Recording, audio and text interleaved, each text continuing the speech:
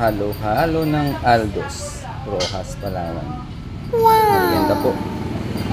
Habang nagpapahinga at bago natin buuin ang mga kamotoran dyan sa baba. Ayan, merienda muna tayo ng halo-halo pampalamig ng ulo. What's up guys? Ayan na.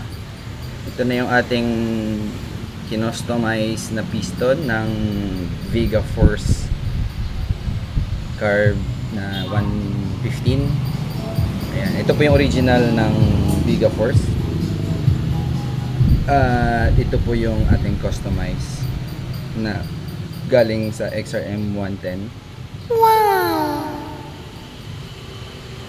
So, kung wala po kayong mahanap na piston ng Viga Force 115, pwede po yung sa XRM 110 na piston. Kaso nga lang po, ito rebore 25 na. Kasi kailangan namin i-rebore. Yan. So, sisimulan natin. So, hahasain natin yung kanyang head, cylinder head at bulbs. Ayan mga sir, overtime tayo. Overtime tayo ng Viga Force. So, hindi tayo makahanap ng bulb seal ng Viga Force. Ginamitan na lang natin ng pang sniper ulit. Kanina yung piston, pang XRM, ngayon pang sniper na naman. So, pa-final na po natin. Gagamitan natin ng torque wrench para pantay at standard yung higpit. So, kailangan 24 Newton meters ng kanyang head roll. Gagamitan natin ito. Torque wrench. Pakita mo Mark. Dito ba ito?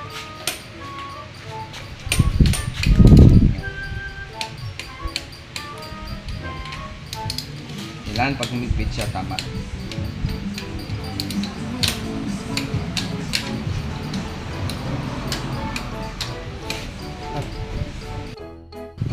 Hi! Thank you Lord. Tapos na. Ayan na po. So almost done. Makakauwi na raw siya sa Dumaraw kung aandar. So, try natin. I-check din natin yung kanya compression ulit kasi kanina yung compression na bago natin binuksan 75 lang ang kanya compression. Check natin ulit. Hindi nagbago. Walang kwenta yung bulbul natin. Okay. Subukan natin. Wait lang Mark. Wait lang.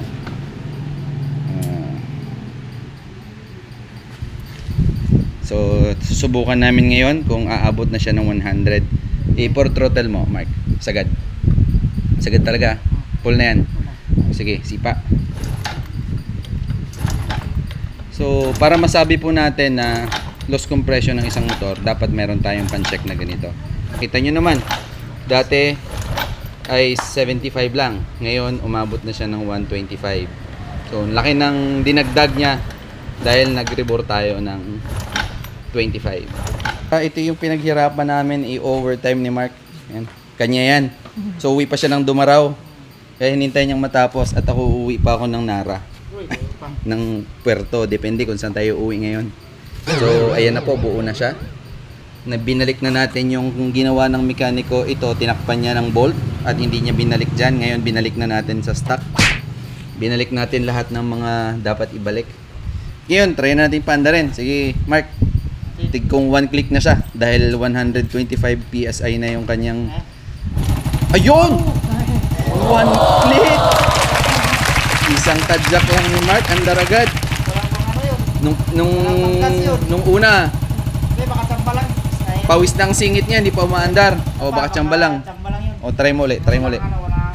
Walang cut yan, walang cut. O yun o, andar. Nakapangiti si Mark. Ang pinagpagura namin ng overtime, success. Dati mga 100 na padyak pa. Dati pawis na ang singit niya. Ngayon andar agad. Mark, ano sabi Mark? Sulit na sulit talaga. Sulit talaga. Sulit na sulit daw kasi talagang sulit. Overtime kami. Ayan kita niyo naman yung andar. Smooth na smooth. Medyo old na yung motor pero okay pa rin. lumalaban pa rin. 11 years. So mga ilang taon na naman kaya ito, Mark? Ano yan? Mga 3 years siguro. Paandarin mo natin, oh. Anong sabi ng mekaniko, Mark? Clutch lining daw. Clutch lining daw, kaya hard start. Hard start.